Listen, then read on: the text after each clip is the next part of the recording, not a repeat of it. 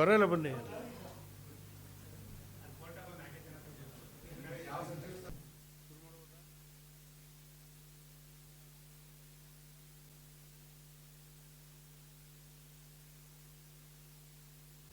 ಮದ್ದಿಂದ ಹೇಳ್ಬೇಕಾ?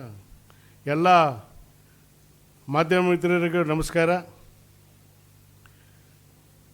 ನಮ್ಮ ಪತ್ರ ಈ ದಿನದ ನಮ್ಮ ಉದ್ದೇಶ ನಾಳೆ ಜೂನ್ 6ನೇ ತಾರೀಕು ಇಂಡೋಳ್ ಪಂಚಾಯಿತಿಯಿಂದ ಪಂಜಿನ ಮೆರವಣಿಗೆ ಇಟ್ಕೊಂಡಿದ್ದೀವಿ. ಅದ್ರ ಬಗ್ಗೆ ಪತ್ರಿಕಾಗೋಷ್ಠಿ ಮಾಡ್ತಾಯಿದ್ದೀವಿ. ಕಾರಣ ಇಷ್ಟೇ, ನಾವು ಏಪ್ರಿಲ್ 11ನೇ ತಾರೀಕಿಂದ ಜೂನ್ 4ನೇ ತಾರೀಕುವರೆಗೂ 55 ದಿವಸ ಏನು ಇಡೀ ಜಿಲ್ಲೆಯಾದ್ಯಂತ ಪಾದಯಾತ್ರೆ ಮಾಡಿ ಗ್ರಾಮೀಣ ಜನಕ್ಕೆ ಅರಿವು ಮೂಡಿಸಿದ್ದೀವಿ. ಕಾರಣ ಇಷ್ಟೇ, ಎಲ್ಲ ಶಾಲೆಯಲ್ಲೂ ಇಡೀ ರಾಜ್ಯಾದ್ಯಂತ ಏಕರೂಪ ಸಮಾನ ಶಿಕ್ಷಣ ಬೇಕು.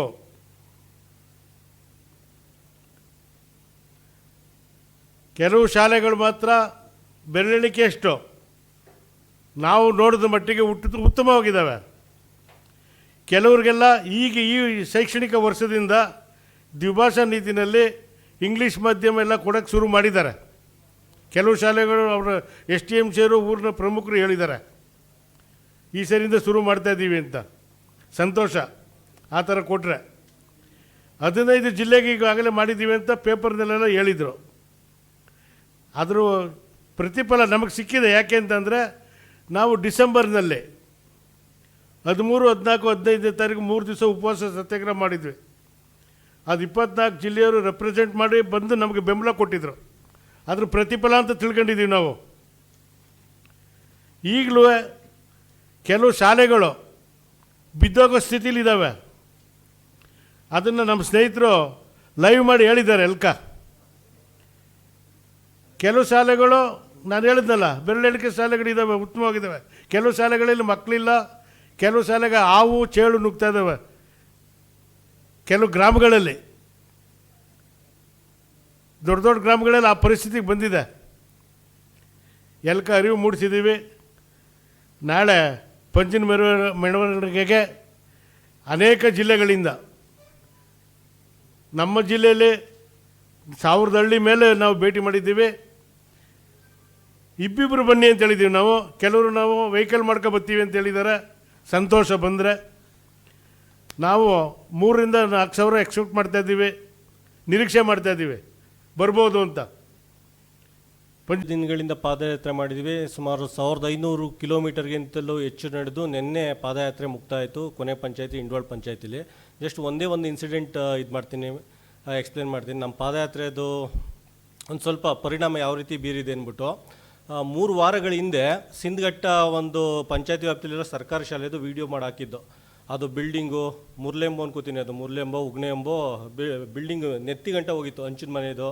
ಸುತ್ತ ಮುತ್ತ ಅದ್ರ ಮುಂದೆ ಮಣ್ಣಿನ ಗುಡ್ಡೆ ಇರೋದು, ಬಿರುಕು ಬಿಟ್ಟಿರೋ ಕಟ್ಟಡ, ಹಂಚು ಬೀಳ್ತಾ ಇರೋದು, ಅದೆಲ್ಲ ವೀಡಿಯೋ ಮಾಡಿ ಹಾಕಿದ್ದು. ಅದನ್ನು 15 ದಿನಗಳ ಸತತವಾಗಿ 15 ದಿನ HM ಎಲ್ಲ ಫೋನ್ ಮಾಡಿ ವೀಡಿಯೋ ಡಿಲೀಟ್ ಮಾಡಿ ಅಂತ ಹೇಳಿ, ಅದು MLA ಕೇರ್ಪೇಟೆ MLA ಅವರ ಹತ್ರ ಎಲ್ಲ ಡಿಸ್ಕಸ್ ಮಾಡಿದ್ದಾರೆ. ನಾವು ಮಾಡಲಿಲ್ಲ. ಹಾಕಿದ್ರೆ ಕೇಸ್ ಹಾಕ್ಕೊಳ್ಳಿ, ನಾವು ಕೋರ್ಟಲ್ಲಿ ಹೋಗಿ ಮಾಡ್ತೀವಿ, ವಾದ ಮಾಡ್ತೀವಿ, ಫೈಟ್ ಮಾಡ್ತೀವಿ, ಯಾವುದೇ ಕಾರಣಕ್ಕೂ ವೀಡಿಯೋ ಡಿಲೀಟ್ ಮಾಡೋಣ ಅಂತ ಹೇಳಿದ್ದು. ಅದಾದಮೇಲೆ ಈಗ 4-5 ದಿನದ ಹಿಂದೆ ಪ್ರಜಾವಾಣಿ ನ್ಯೂಸ್ ಪೇಪರಲ್ಲಿ ಆರ್ಟಿಕಲ್ ನೋಡಿದ್ದು.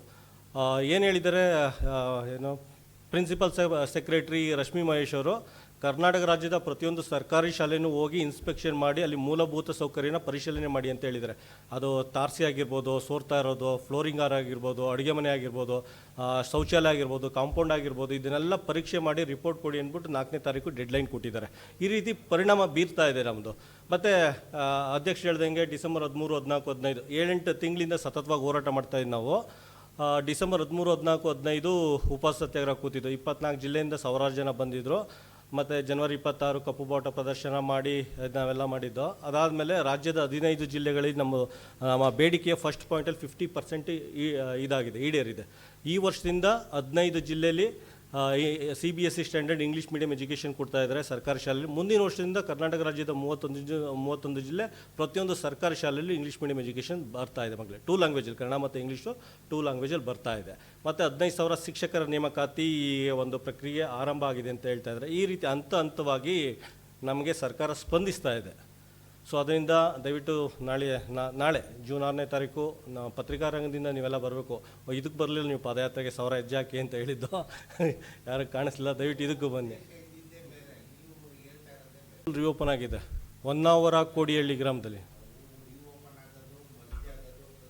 ಇಲ್ಲ, ಫಸ್ಟ್ ಟೈಮ್ ಇದು 13 ವರ್ಷದ ಹಿಂದೆ ಕ್ಲೋಸ್ ಆಗಿರೋ ಶಾಲೆ